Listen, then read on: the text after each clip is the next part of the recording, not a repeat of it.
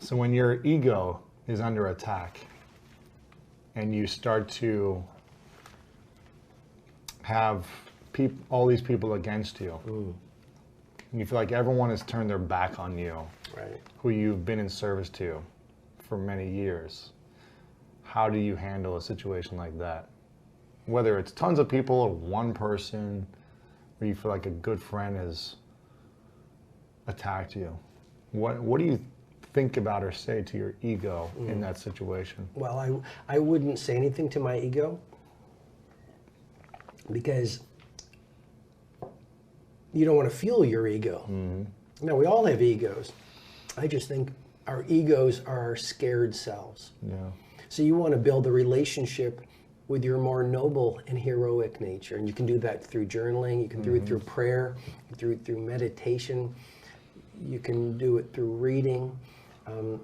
Another thing I would say to you is trust life even more. Open your heart even more. Open your heart even more. I mean, my dad used to say to me when I was growing up, Robin, when you were born, you cried while the world rejoiced. Live your life in such a way that when you die, the world cries while you rejoice. So even if the world hates you, I mean, I know there's something going on for you now, so I just want to be of service to you and hopefully to all your listeners. That was my intention to come here on the School of Greatness podcast. Even if no one gets you, remember Galileo? They wanted to burn him at the stake because he said the earth was round. Joan of Arc, the originator of the internet. Look at all of the great visionaries, the Google guys, or the doctor who said, no, germs are not, the germs are, disrupted the germ. The very nature of any disruptor means you are going to terrify the status quo. So let's say the whole world hated you. I'd say, Lewis, you're doing something right. The very nature of bringing on your fire and birthing great art means you're going to provoke powerful reactions. Some people, J.K. Rowling of a little book called Harry Potter said, for some to love you, some must loathe you. Wow. And so the 5 a.m. club has really helped me. And I don't have to mention the 5 a.m. club. And if you want to know how I build myself, and again, it's not just a bulletproof psychology, but a battle-proofed heart set. This word I'm introducing. So you feel gratitude when everything's falling apart. And then third, interior empire of health set. And that fourth one of soul set. Right? You're in this field that I'm in. I think success is incredibly important, and you and I both teach that.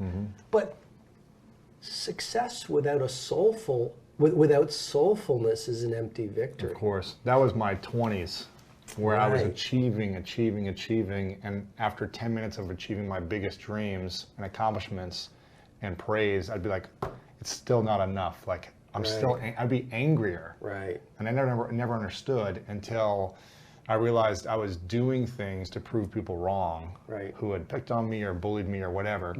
From childhood, I was trying to prove the world wrong about me. And proving people wrong is never a good thing. Lifting people up is where the real joy and fulfillment comes from what I've learned. Well, for sure. And being a human of service to humanity is what's the greatest addiction is service. I feel like we're all addicted to something. And if we're going to be addicted to something, we might as well put it on giving and helping others. Right. At least that's what I've learned in the last 7 years. I agree with you, and I'd say for what you're going through, that morning routine, that 1 hour, I would go even deeper. I would get even. Our relationship with our creativity, our relationship with our loved ones, our relationship with our craft, our relationship with the world, all comes down to one thing: our relationship with that primal hero that exists at our core. What should we be saying to the hero in our core?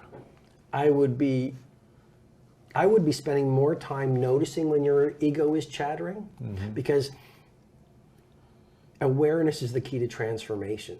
So the more intimate you become with the voice of your ego, which is really just the voice of your fear. Then you can actually stand outside of it, and you're not that fear, you are watching that fear. And when you're watching that fear, you're in your more powerful self. Yeah. And then, you know, you can journal and you can talk to that part of yourself. You can visualize who you want to stand for. The more you actually, look, I had Deepak Chopra on my stage at my event a few months ago, and he talked about, he just brought science to the fact that we do live in a universe where you can choose whatever possibility you want to bring to your days. And that's not mysticism, that's cosmology and science now. And so the more you can say, here's the reality I want to construct today, and then inhabit it, the more you will materialize it. And it's like another thing we said before we went on to camera, which is no one who's in a really good place in their lives is going to tear someone down. It's someone who's really hurt, angry, afraid, right? Yeah, absolutely.